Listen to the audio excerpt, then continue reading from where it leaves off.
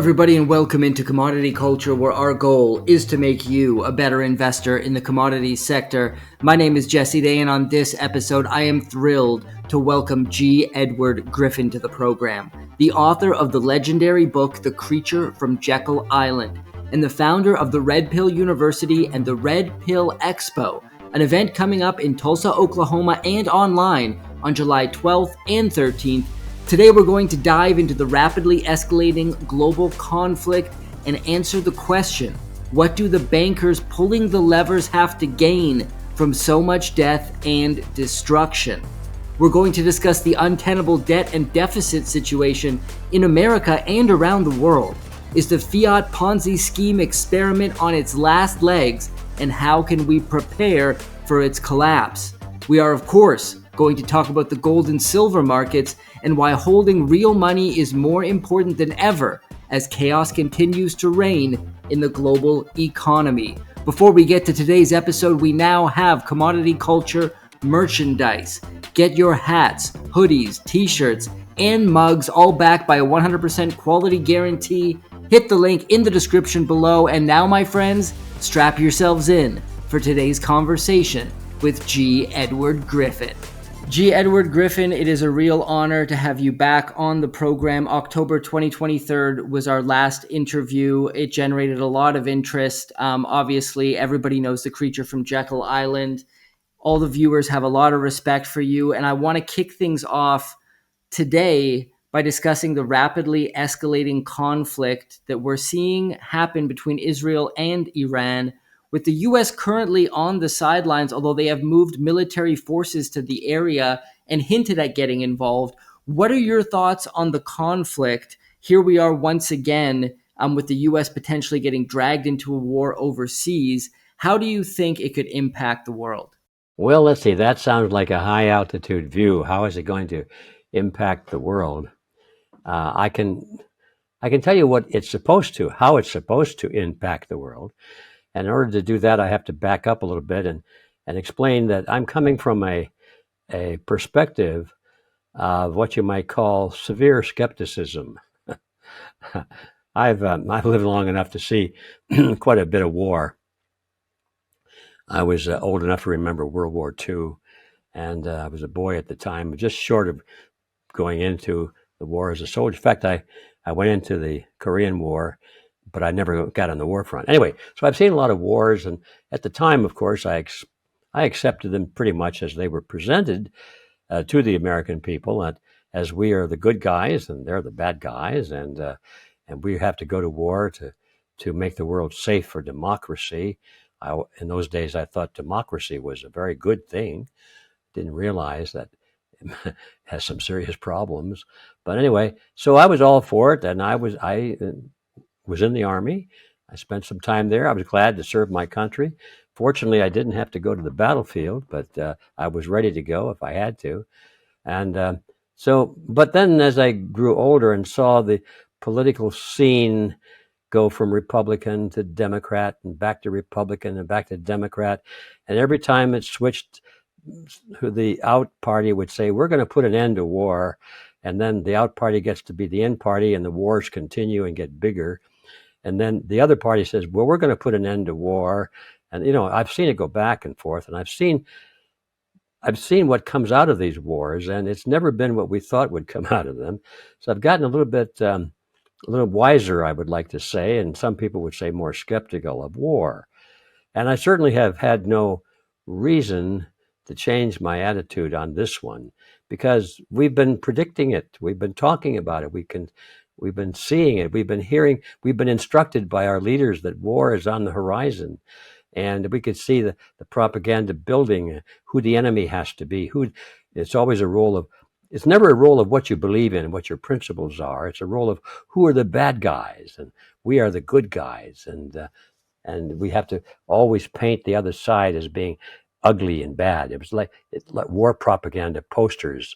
If your audience has ever seen some real war propaganda posters, they're pretty powerful things. They always show the enemy is snarling and ugly and vicious and destroying property and chopping little babies up into little pieces and violating women and hanging people and cut, horrible things to look at, dropping bombs on churches and hospitals and so forth.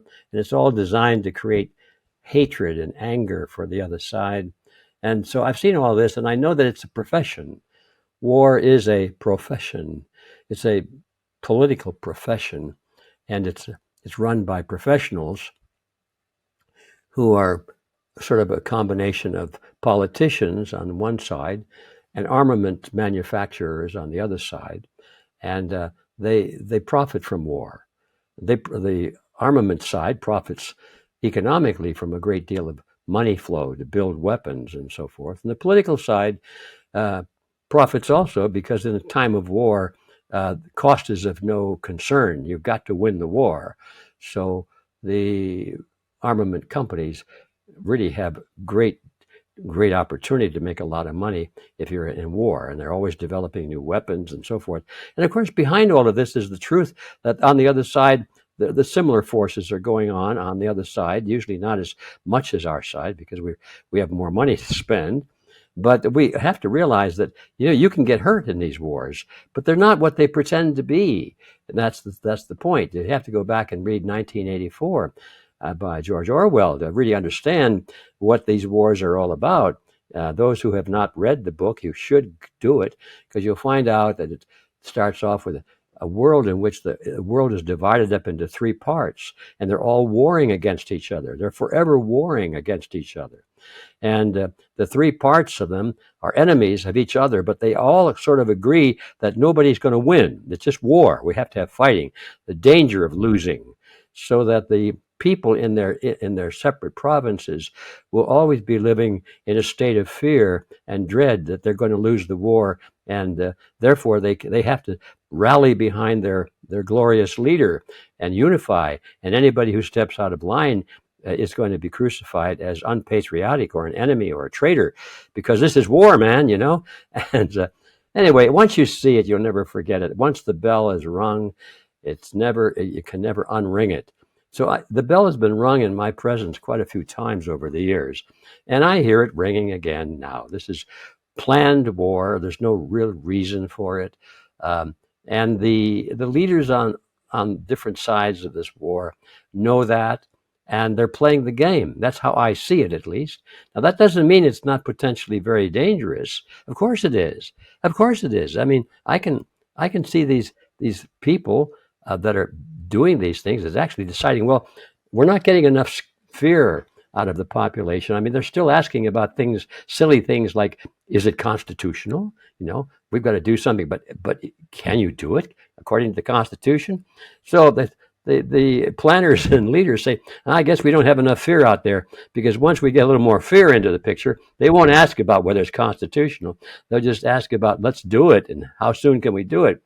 And so anyway, I'm meandering a little bit. All this preface, this is really only preface to my answer to your question, which is, what do I think about what's going on today?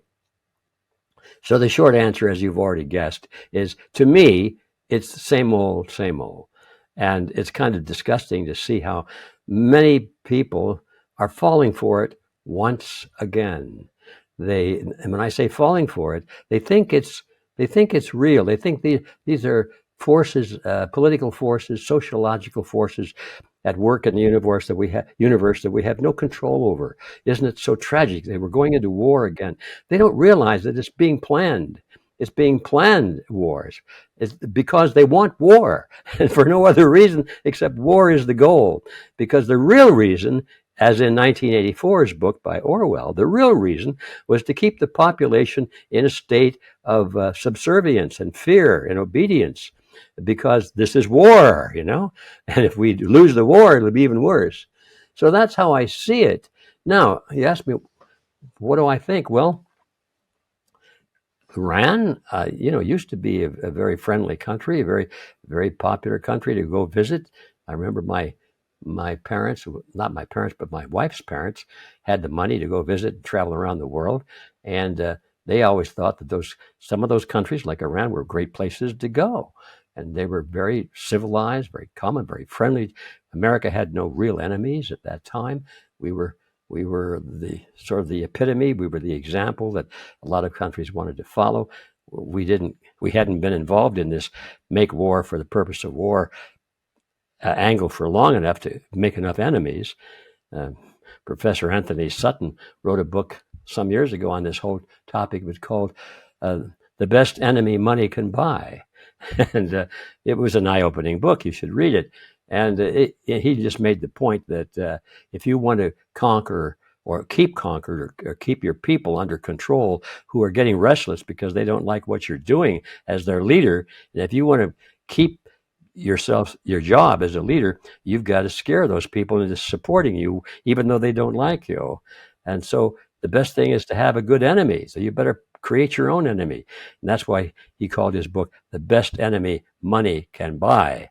And he was talking about communism, because those who have studied the history of communism, you know that it was all funded initially created by very wealthy bankers in the UK, in England, and in the United States. They came out of London and New York. That's where the millions and millions of dollars came from to send Trotsky and Lenin and all these people over to Russia, put on the Russian Revolution, because they wanted an enemy, and they got it. They bought the enemy, they funded the enemy. They're still funding it, as a matter of fact, because if you don't have an enemy, then you don't have a threat of war. Okay, I think I said my piece enough on that. So that's how I see it right away, is, oh, here we go again.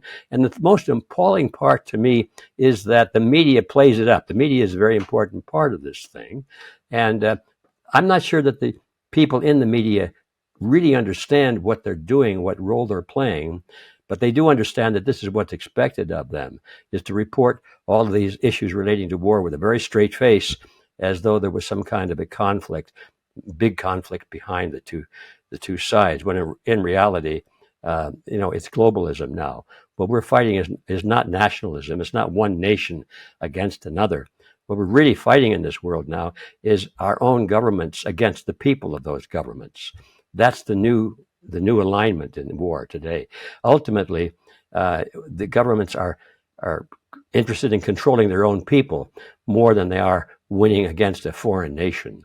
But the foreign wars are still necessary as part of the psychological component that allows them to restructure their societies at home.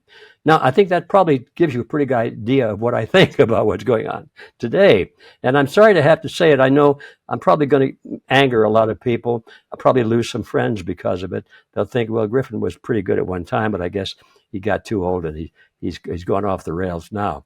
But no, I don't think so. I think we have to wake up and realize that we're being played. We're being played again, once again, as suckers. And if we don't wake up to this and affect a change in our own leadership, and I'm not talking about Republicans versus Democrats, not at all.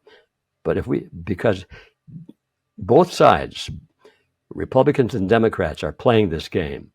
But that's the kind of change I mean. We've got to clear out this kind of strategy and the people conducting this strategy from both sides, or else we're just going to be continually drawn into this vortex of globalism, one world government, based on the model of collectivism. And you ain't going to like it. Collectivism is not a very pleasant place to live. So with that, that's my answer.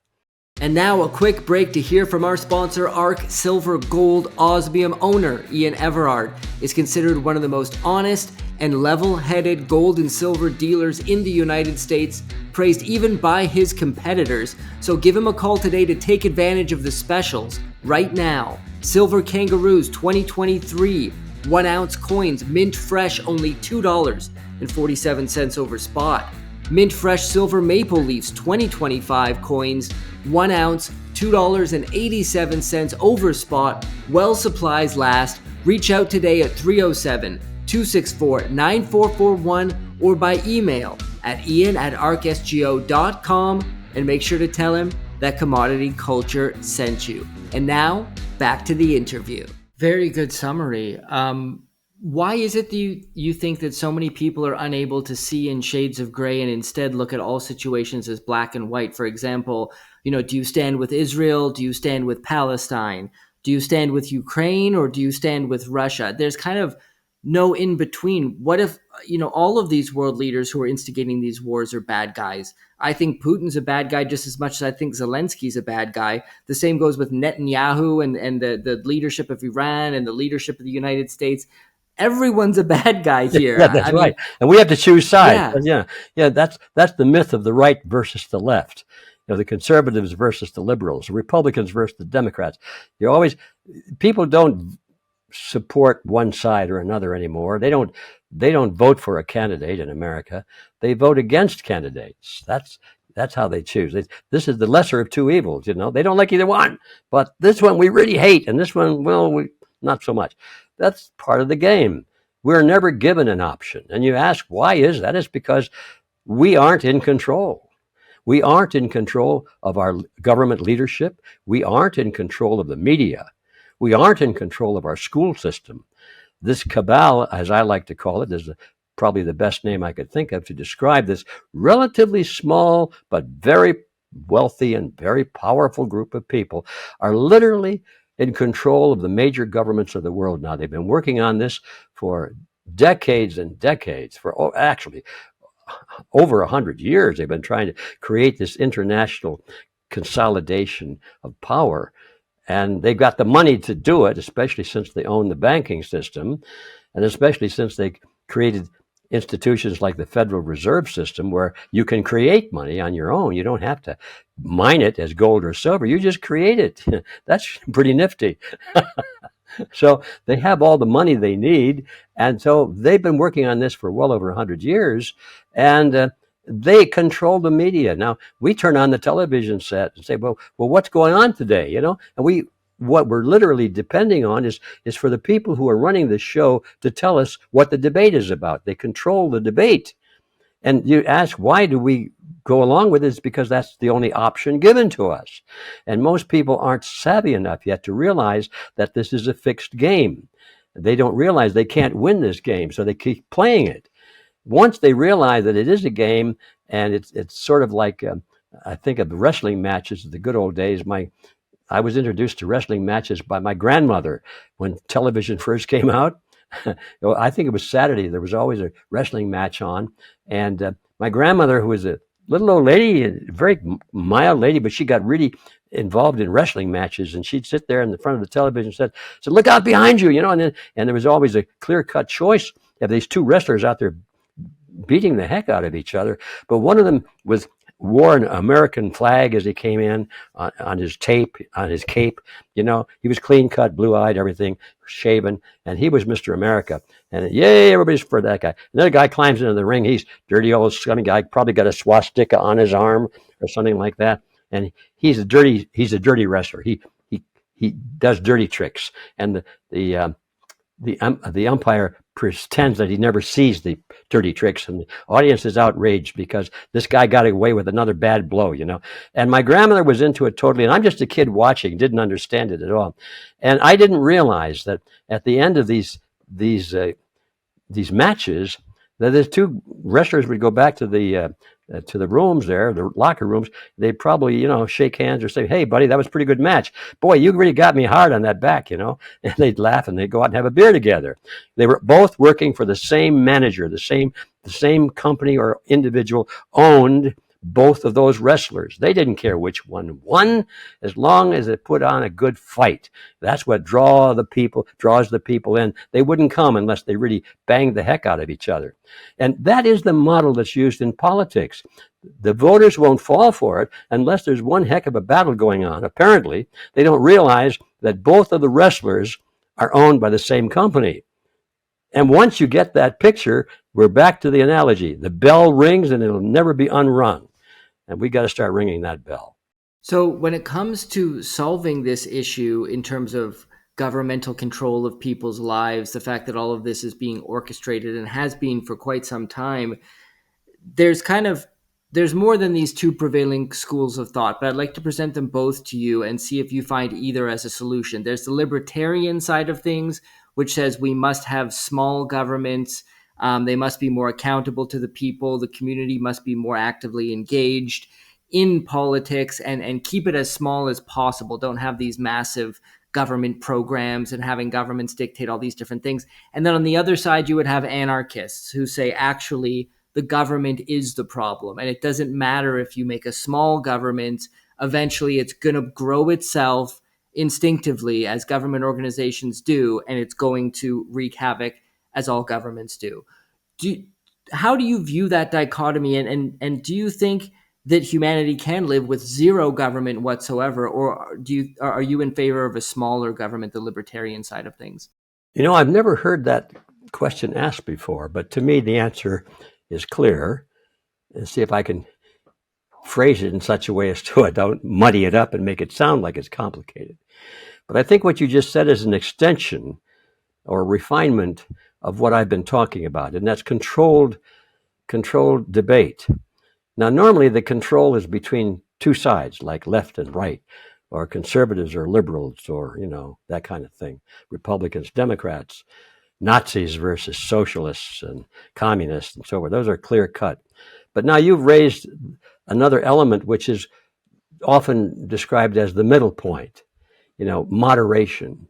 And one of the things that really riles me up is when I hear somebody talk about we need moderate government, or as you said, less extreme, more in the middle, and so forth. Those sound so good, but they are undefinable.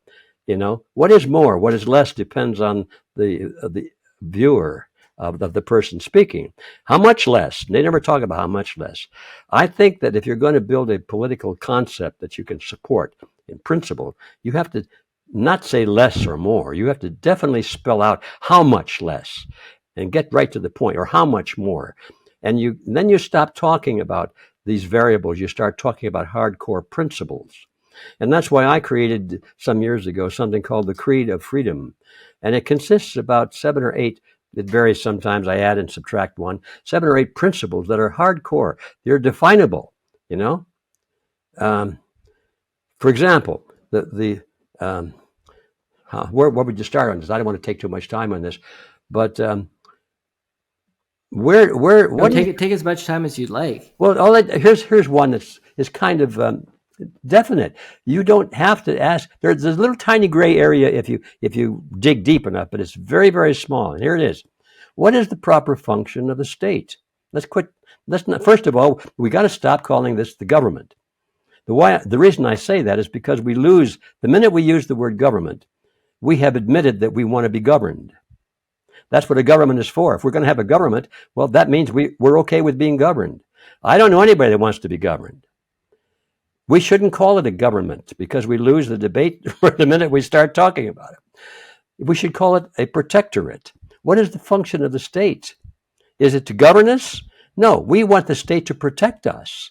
We want the state to protect us against foreign enemies and criminals and dishonesty and violence. And so the things that we want to be protected, the real purpose of the state is to protect us. So let's call it a protectorate and not a government. So that's a starting point. But the real issue, though, is here's this principle. Where does the state get its power to protect us or govern us, whatever you want to say at this point? Where does the state get its power to do this? Well, everybody pretty much agrees that I've run into, that the state derives its power from the people. That's the kind of a system we want to live under. We don't want to live under a tyrant that comes in with weapons and armies and conquers the previous emperor or king and replaces it with a new emperor or king. That's ancient history. We don't like that. We want a system of a protectorate where the state does not just have brute force, but it has principles for use of brute force, because the government is brute force. It's power. It's violence. It's the ability to kill legally. That's what government is, and you have to acknowledge what it is. It's the legalized use of coercion that everybody agrees it's okay. So we better find that agreement that everybody signed and read it very carefully. If we agree to it, we better have some very good language about How much and for what purpose? Okay, now back to the question, where does the state get that power? Well, if we assume that the state derives its just power from the people themselves, and very few would disagree with that, then we're faced with the solution to this dilemma. What power do the people themselves have to use violence against their fellow citizens and human beings? On what basis do you have a right to kill somebody? Get to the point, okay? Well, that narrows it. Let's see. That would be, you would have a right to kill someone if they were trying to kill you. Very few people would object to that. Of course, that's a principle. Self-defense. Let's see. What about if they were trying to enslave you? Well, that's the same as taking your life. It's controlling your life. Most people would agree that you had a right to kill if necessary to prevent yourself from being enslaved for the rest of your life, and so forth. Let's see, what else?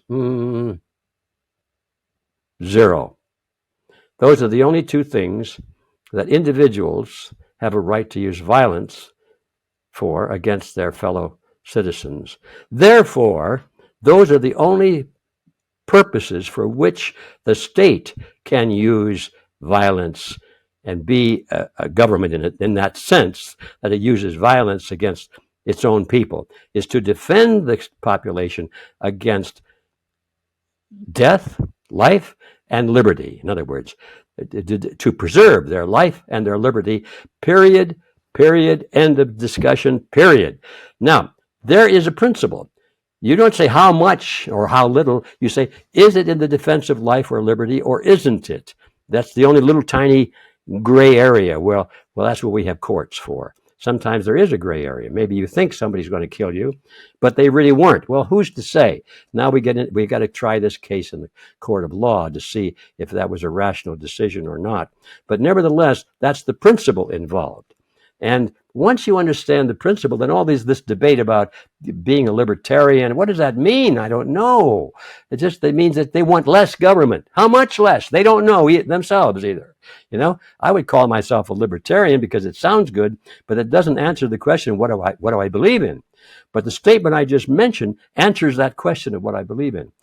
I believe that 90%, at least, maybe 99% of all of the laws that are now on the books, not only in America, but around the world, violate that principle. Is it any wonder that we don't like what governments do to us? Because they are governments and they violate that principle. So that's my answer to your question. Very well said. And I want to touch now on debt levels worldwide that continue to spiral out of control.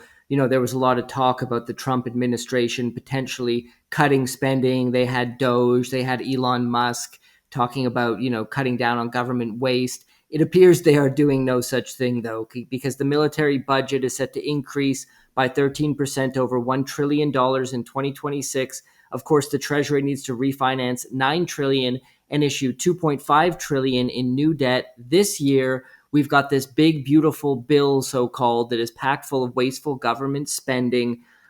My question is, how long can this can keep getting kicked down the road? How long can this fiat currency Ponzi scheme, this experiment we're living under, how long can it last? And, obviously it's very difficult to time these things exactly, but how can people prepare potentially for what's coming in the case of some sort of debt collapse or a calamitous event when it comes to debt and deficits? Well, there are a couple of things that flood through my mind as you asked that question. First of all, it's another example of why everybody should be very skeptical of political actions, because politics is always based on deception, always, repeat, always based on deception. And it's interesting to see that the people more or less accept that. They expect their politicians to lie to them. They all say pretty much, oh, well, these politicians, they're all liars, and then we know that, but yet they vote for them, and they kind of laugh about, well, he's lying again, but they vote them back because it's like they get a free pass because they're politicians. Well, no, they don't get a free pass because they're taking away our lives and our liberties. And so, that was the first thing that crossed my mind, is just the way the question was phrased. Of course it doesn't. It never turns out the way the politicians say it's going to turn out. Never. I mean, so why are we playing that game? Why do we pretend like we believe that? And yet we do. We go to the polls and say, well, did you hear what this guy said on television? He spoke about the Constitution. Isn't that wonderful? He's wonderful. I mean, he's going to really do something this time, you know. Oh, that's wonderful. And then, oh, well, he violates the Constitution the next morning. Well, he must have had a bad advice or something, you know. They cling to these straws. They don't realize politics is a dirty, rotten profession. And let me take a moment on this. Here's how I like people to think about this. Now, I know we all have international audiences now, and I'm all for that because I think our pushback against tyranny has to be on an international level. It's not just America. Even if we did it in America alone, that would be a big step forward, and I'm all for that. But we have to look at the forces around the world as well. And so anyway, the side story is this, that shortly after the American Constitution was finally ratified, and that was my little apology for just talking about America. For the folks outside of America, this may not sound like it's interesting, but it is interesting because of the principle.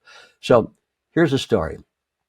Shortly after the Constitution was finally ratified in Philadelphia, Thomas Jefferson received a letter from a friend of his who was a doctor, and we know about this letter because it's in the Jefferson collection and in the museum, in the library rather. And the doctor said, Mr. Jefferson, now that we have this new Constitution and this new, I think he used the word government, I'm sorry to say. Anyway, now that we have this new system in place, how can we be sure that only good men are in office? See, now there's the question. How can we be sure only good men are in government or in running the state? And Jefferson's response was classic, a little bit short of being sharp. He said, let us not speak of good men in office. Rather, let us bind men down by the chains of the Constitution. And there it was. There's what I'm talking about. In today's vernacular, if Jefferson were to say the same thing, he'd say, good men in public office? Are you kidding me?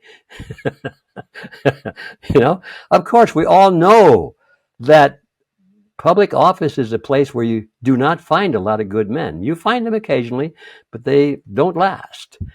We know that anytime an institution becomes powerful with influence or money, and governments are definitely at the top of that list.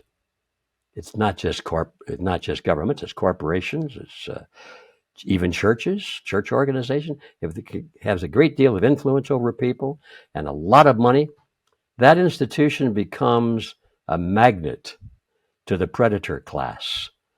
Every crook in the world longs to be in government because in government they can do their crooked things and not be punished for it. And they can put their opponents who are trying to expose them, they can put them in prison. Now, this is a fact. This is a bell that once it rings, it doesn't unring.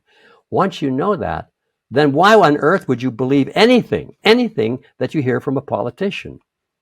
You've got to start off from a position of doubt and skepticism. I think it was one of the signers of the Declaration, I've forgotten which one, was speaking about the privilege of amending the Constitution. And his comment, I think it was in the Federalist Papers or somewhere like that, his comment was quite poignant. Amending the Constitution, he said, let us be careful of anybody who approaches that jewel. He says, in other words, he was saying that if somebody wants to amend the Constitution, think of them as a thief going in there trying to steal the jewel and ruin it or take it away from the people. They want to amend it, they want to take it away.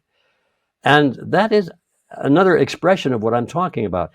The concentration of money and power in government is a magnet to the predator class. So this is a lesson we've got to always keep in mind when we appraise any issue that comes before the voters in terms of whether we like it or not, or whether we like the individual or not. It mustn't make any difference if they have a good smile. We don't care if the family looks wholesome, if the kids are sharp or not, or whether they play baseball. All the things that they do to try and make us think of these are just like the folks next door.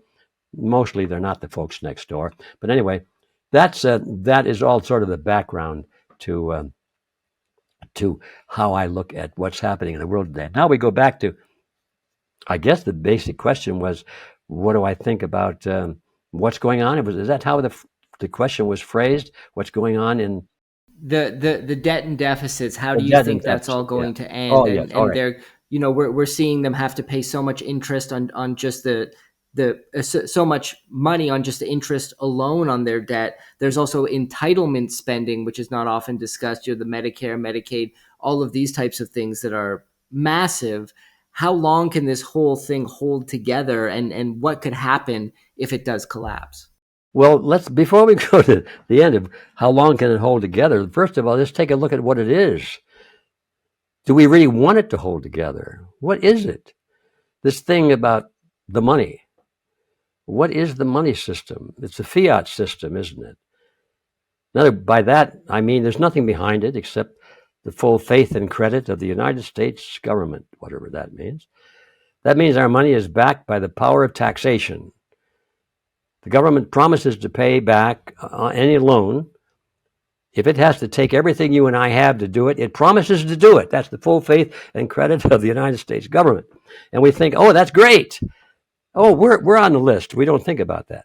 So first of all, the system itself is corrupt. Where does anybody think that your neighbor, or you, let's rephrase it, can you go to your neighbor and say, look, I've just printed up some money and you have to use this money, or you go to prison, or I'm going to punish you, I'm going to strap you. You can't do that to your neighbor, so you cannot delegate that power to the government to do it. So the whole system is beyond the definition I gave a few minutes ago. It's an outlawed system. Who cares how long it lasts? It shouldn't last 1 minute because it's against the principles that we believe in.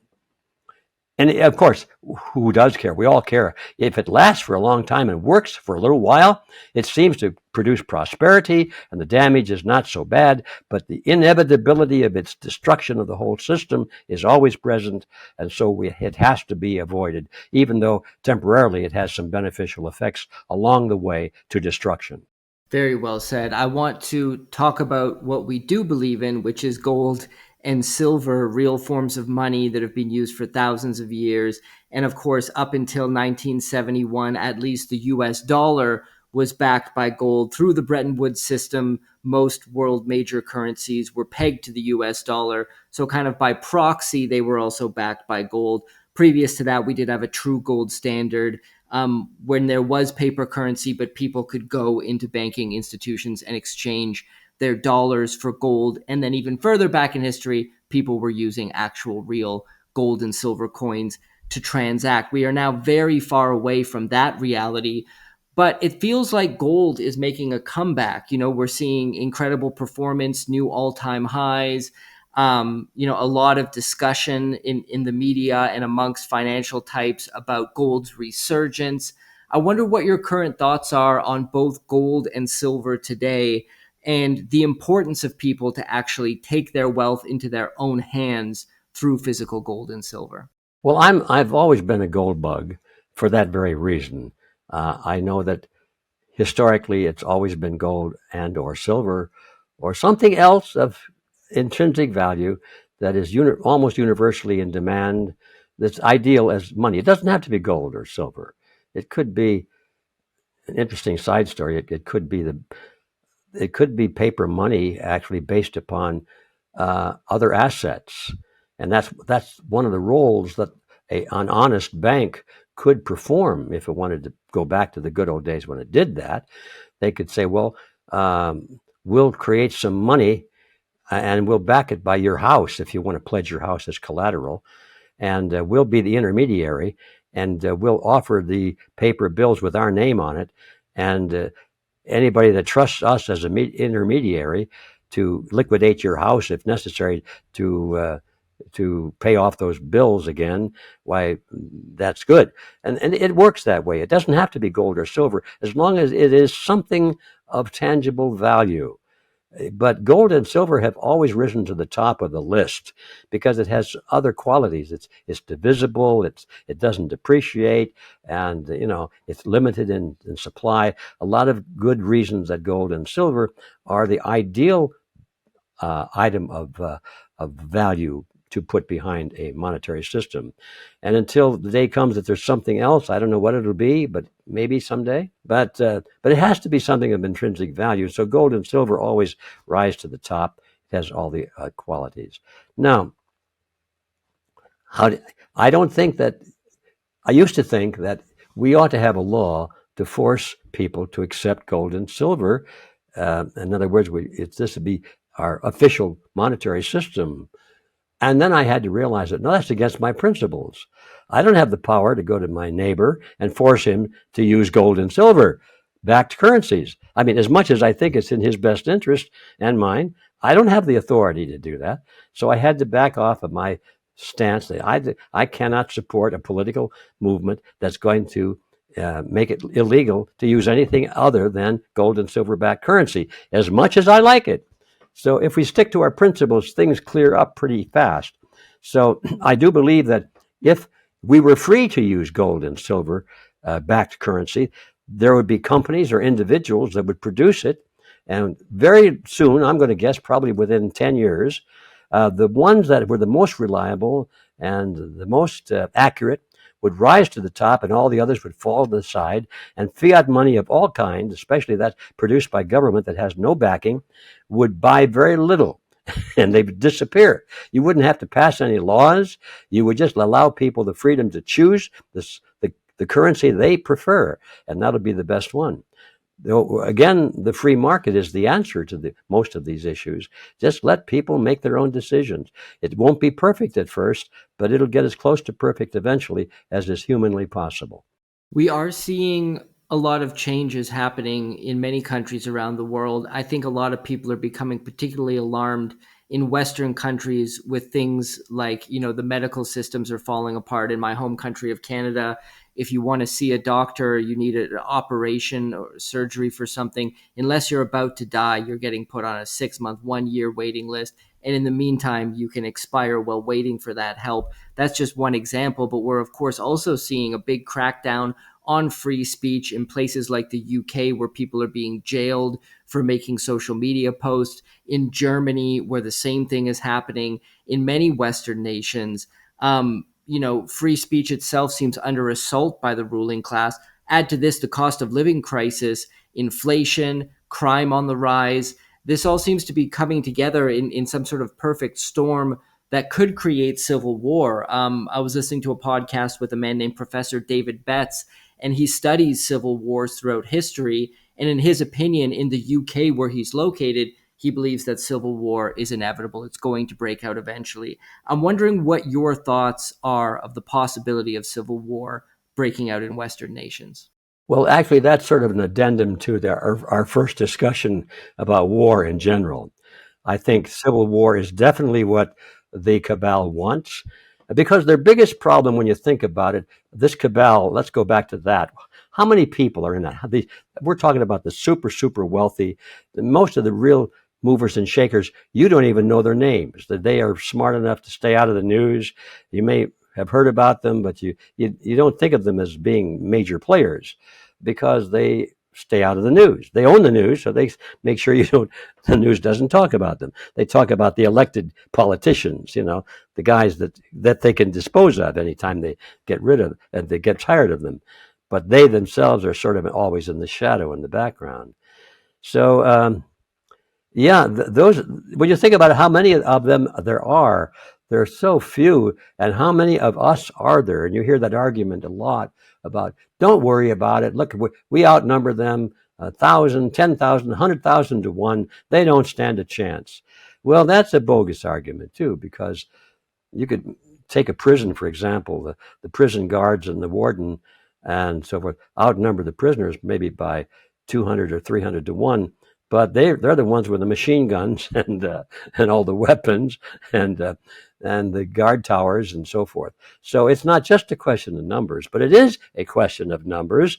And I think if I were in that little elite group, I'd be very concerned about being one out of 100,000 in the world, or maybe even more.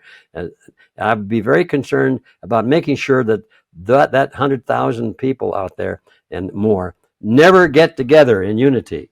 My only hope to stay on top is to get them divided into little pockets and hating each other so they would fight each other rather than fight me. And this is the strategy that I see. Divide and conquer is as old as the Bible, you know, and it's a strategy of warfare. It always works. And this is why they want civil war. They want blacks against whites, men against women. They want Mexicans against Americans. They want Catholics against Jews. They want the rich against the poor. They want one nationality against another nationality. I don't care what it is. If they could, they'd have right-handed people hating left-handed people. And that's the answer to your question. This cabal wants civil war. They want international war. They want war, war, war. They want hatred, division, and they want debate always on those divisions rather than on the things that unite us. And that's something we have to get very clear about. We stop falling into that trap. And unfortunately, a lot of people understand that, but they still fall into the trap, because the media is, of course, the purveyor of all this. They present every little clash. They make it seem like it's the biggest thing in the world, and they play up the differences and the hatred, and they distort the facts. They hide facts. They manipulate the narrative so that it's designed to enrage one group against another. And again, let's go back to that bell. That's another big bell that has to be rung. Once you understand that the cabal is trying to divide us against each other, and they want civil war. We don't want civil war, and the groups themselves don't want civil war, but they've got professionals in those groups that are paid to be violent and paid to be ugly, being paid to do things that will outrage other people. There are professionals that work trying to psychologically manipulate us into a position where we will become part of a hostile group against some other hostile group. And we've got to be aware of that. Final question here is, this cabal, what is their ultimate goal? Because it feels like their motivations are more than just profit. It feels like they take a joy in inflicting suffering, death, and destruction upon others. You mentioned the predator class. I believe, what you're referring to is actual psychopaths, people who are devoid of empathy and enjoy lording power over others and controlling life or death. Is that the type of people we're dealing with here? Is there a spiritual component to it? Because if you dive deep down the rabbit hole, some would point out that these people are actually satanic or practice in the dark occult, and that is a big part of their motivations. What has been the insights that you've gleaned over the years looking into it about the intentions of these people? Well, the cabal that I'm referring to is a very small group, but even within that group, there are differences.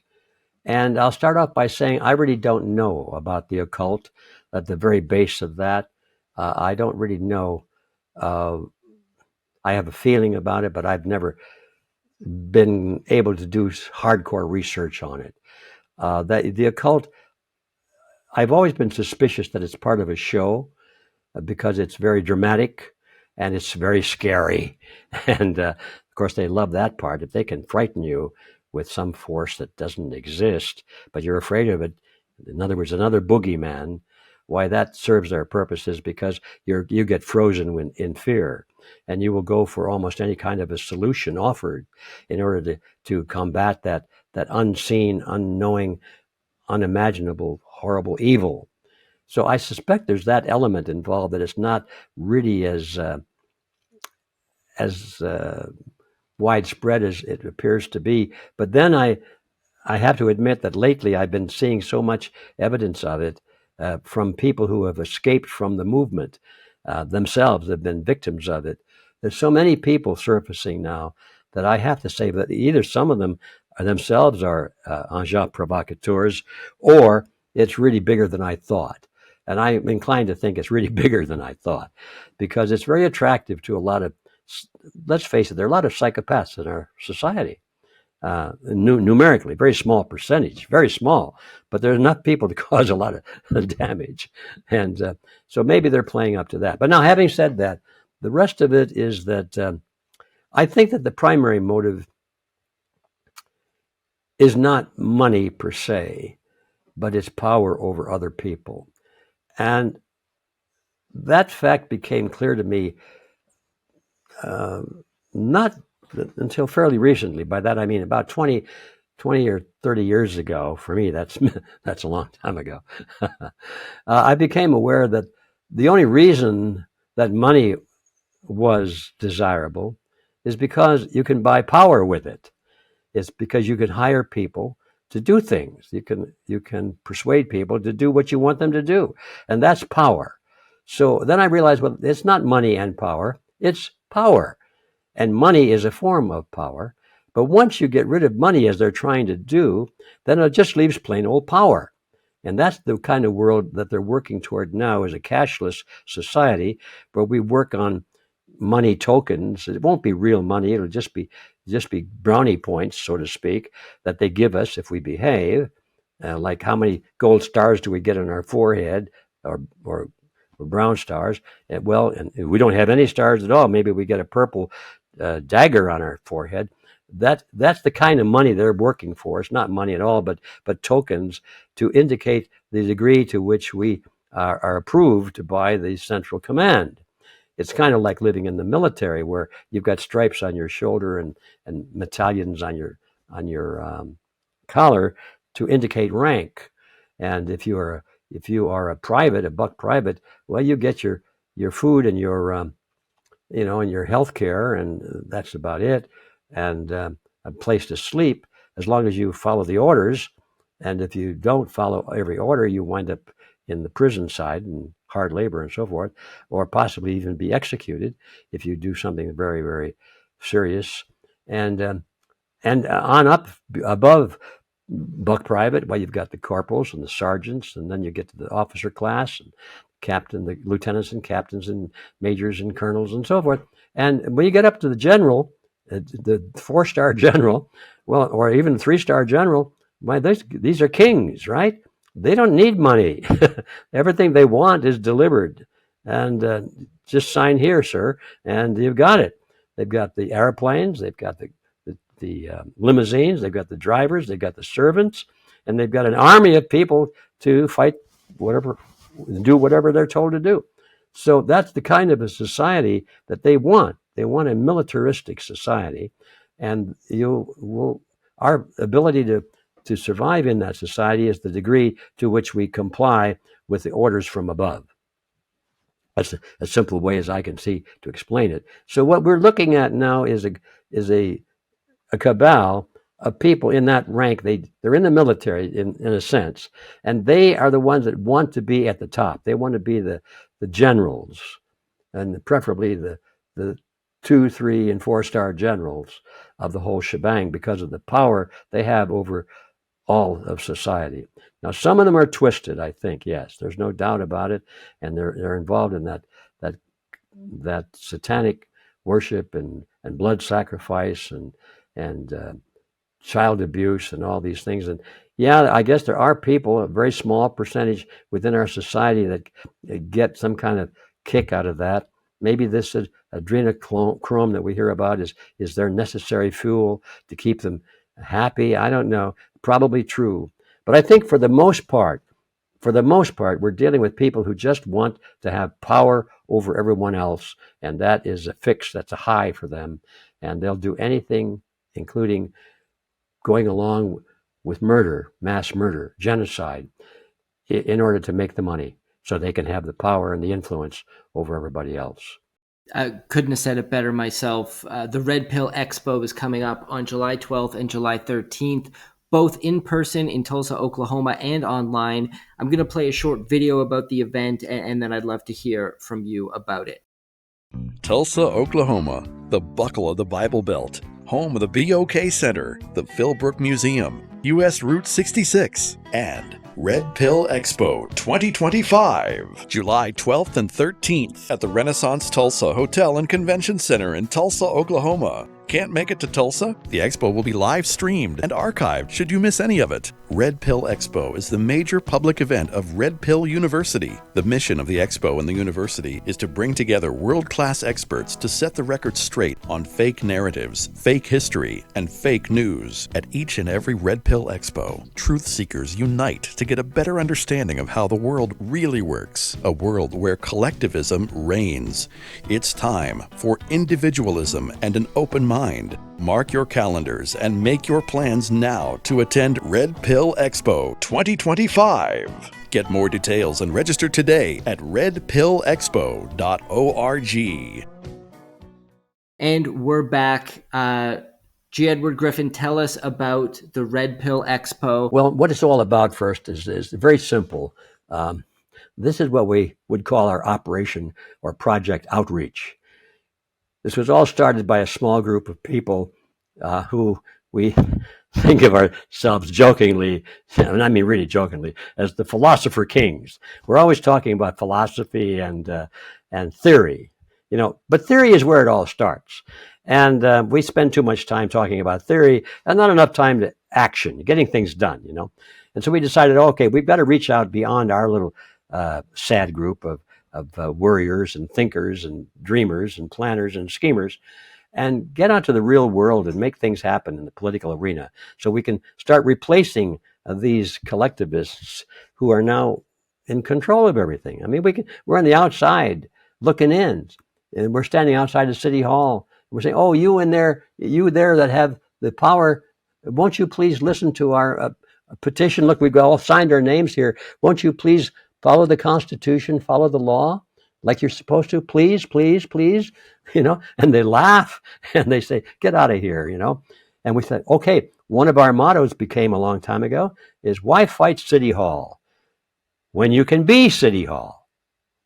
Oh, whoa, wait a minute. That's an interesting idea. It's based on the old argument that the purely defensive is doomed to defeat.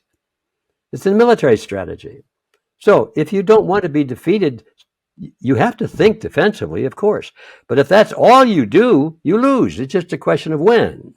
So from the beginning, now I'm getting to answer your question. The reason for the Red Pill Expo and Red Pill University behind it is to reach out to a broader group of people who don't have time to become the so-called think tank people, and just get on with the task of bringing about reform and change on the principles that we all agree on.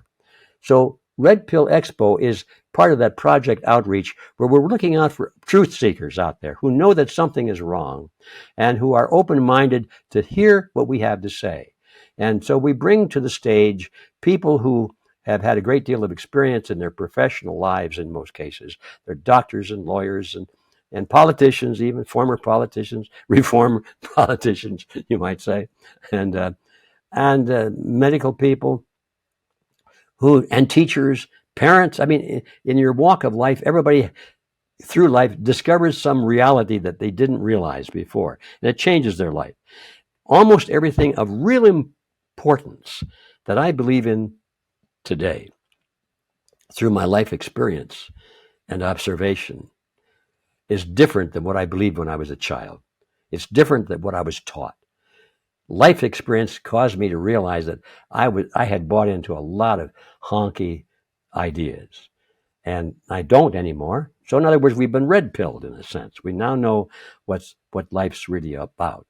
And that is what we're trying to do at the Red Pill Expos. We've got these people that have gone through the same experience that I did. They understand something very fundamental that's important about their lives, their profession, and the future of our world, and they want to tell others so that they can understand and not take so long to discover it as we did in the first place. That's what it's all about, and that's enough.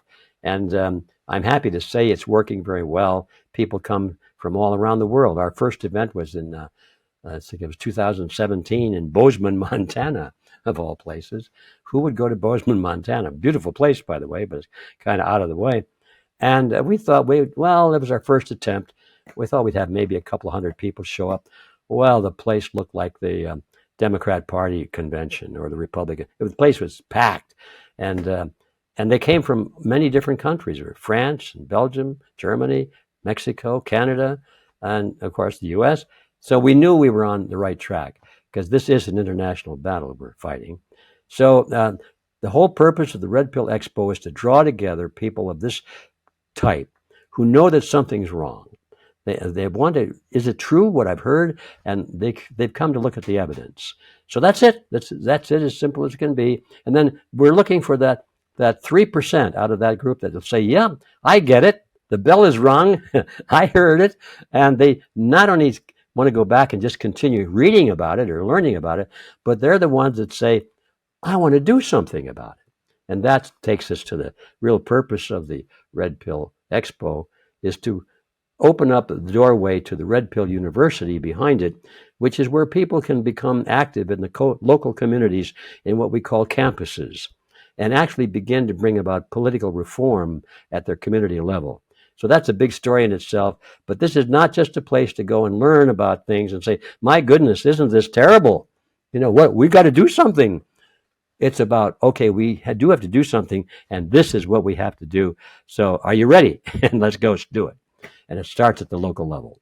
Fantastic. Well, I will put a link in the description below for anybody who wants to sign up to check out the Red Pill Expo, both in person or online. And G. Edward Griffin, this has been a fantastic conversation. I'm completely blown away. I really hope we can do it again. And thank you so much for coming on the show. Well, thanks for inviting me, and thanks for listening to all my ranting going on here. But it's been a great travel. I have to stop and think. I'm 93 years old, and so I've traveled around the sun 93 times, and I've heard the bell ring quite a few times on that. And maybe I should form a little subgroup called the Bell Ringers Association. See how many people have heard the same bell. If so, I'll see you there at the expo. And thanks for inviting me. Bye-bye. And thank you for joining us today. Take advantage of ARC Silver Gold Osmium specials right now. Silver Kangaroos, 2023 1-ounce coins, only $2.47 over spot. Silver Maple Leafs, 2025 1-ounce coins, $2.87 over spot. While supplies last. Reach out to owner Ian Everard today at 307-264-9441 or by email at ian@arcsgo.com, and make sure to tell him that Commodity Culture sent you. We also now have Commodity Culture merch. Get your hat, hoodie, t-shirt, or mug, all backed by a 100% quality guarantee using the link in the description below. And I'll see you guys in the next episode. Commodity Culture is a series on commodities and natural resources. If you would like to see more, be sure to subscribe and hit the bell notification so you're always up to date with the latest episodes.